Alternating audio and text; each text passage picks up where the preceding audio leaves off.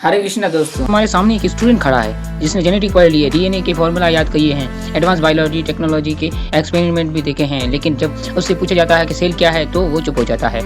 ये कितनी अजीब बात है ना, जिंदगी की सबसे बेसिक चीज सेल, जिस पर पूरा जीवन टिका है, उसी को हम लोग इग्नोर करते हैं। आज मैं आपको बताऊंगा कि छोटी सी डिस्कवरी ने दुनिया को कैसे बदल कर रख डाला है।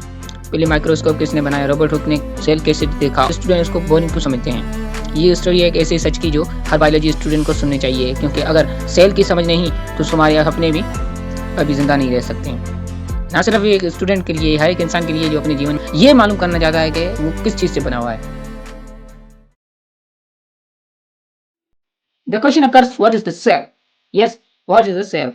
We study in biology the cytology, and the cytology is the study of cell. But what is the cell? Cell क्या है, इसके बारे में जानेंगे। आप कभी ये सोच सकते हो कि एक ब्रिक, एक ईंट के बिना कोई मंजिल या कोई इमारत बिल्ड हो सकती है? बिल्कुल नहीं। इसी तरह सेल इंसानी जिस्म का एक ऐसा छोटा सा पार्ट है, एक छोटा बेसिक टुकड़ा है जो ना सिर्फ इंसानों में बल्कि हर जानदार में मिलता है। उसके बिना हम ये नहीं कह सकते कि कोई जानदार है। जिसमें सेल मिलता है, जिस भी चीज में सेल मिलता है वो चीज जानदार होती है। तो सेल क्या है? Cell is the basic structural functional unit of life, यानी कि जिंदगी का जो काम के और बनावट के लिहाज से सबसे छोटा जो एका होता है ना, जो यूनिट होता है ना, उसे हम बोलते हैं सेल। सेल की आप शक्ल देख सकते हो। सेल ऐसे बहुत से टाइप्स के होते हैं, कोई होते हैं स्क्वायर होते हैं तो कोई सर्कुलर होते हैं, बहुत से टाइप होते हैं। इस सेल में आप देख सकते हैं ये एक पानी से भरा हुआ एक सेल है जिसके ऊपर मेम्ब्रेन लगी हुई है। तो इस तरह की स्ट्रक्चर को हम बोलते हैं cell. And the question is next, why it is important, यानी कि सेल इम्पोर्टेंट क्यों है।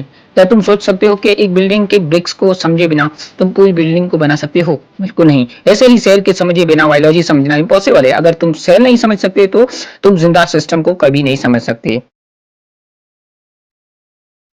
When and how was cell discovered?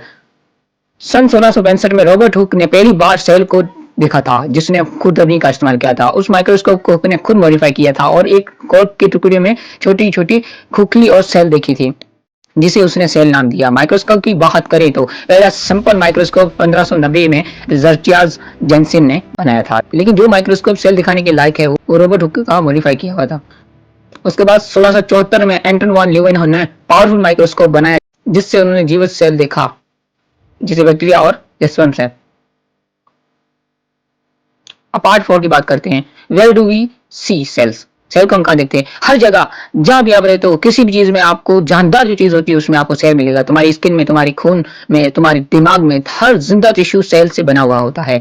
एक इंसानी शरीर में लगभग 37 ट्रिलियन सेल्स होते हैं।